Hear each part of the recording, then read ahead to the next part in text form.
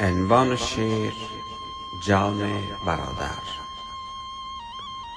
تقدیم بر روح پاک شهید یما سیاوش. شعر و دکلمه از بکتاش.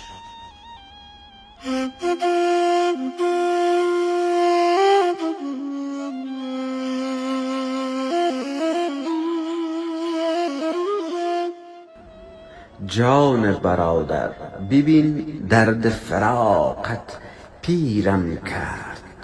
آه کمرم شکست، زخمی و زمین گیرم کرد. جان برادر بودی همه دار و ندارم، رفتی رفتنت شدیداً فقیرم کرد.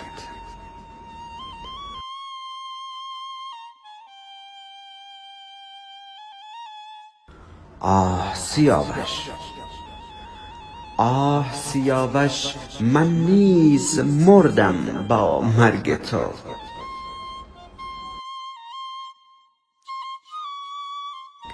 آه سیاوش، من نیز مردم با مرگ تو. دنیا سرم خراب شد، سخت دلگیرم کرد. تو برادر نبودی، خود من بودی. تو برادر نبودی، خود من بودی. دیدن خون پاکت خرد و خمیرم کرد.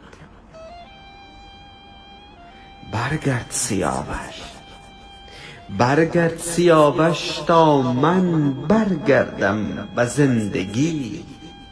زندانیم ببین کنج اتاق اسیرم کرد.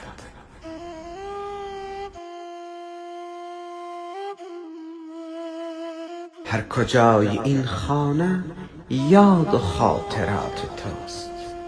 خانه تو را میخواند، اشک مادر تطهیرم کرد. اشک پدر خشکیده است، نای نالان ندارد.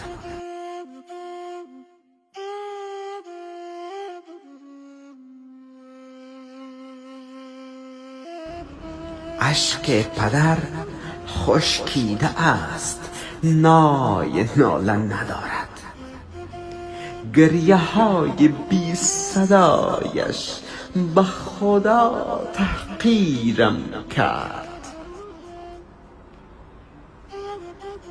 سیاوش، مگر چی بود گناهت؟ بگو تا بدانم.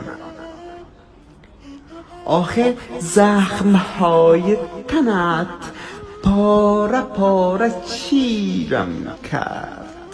آخه زخمهای تنت پاره پاره چیرم کرد. برگرد سیاوشم.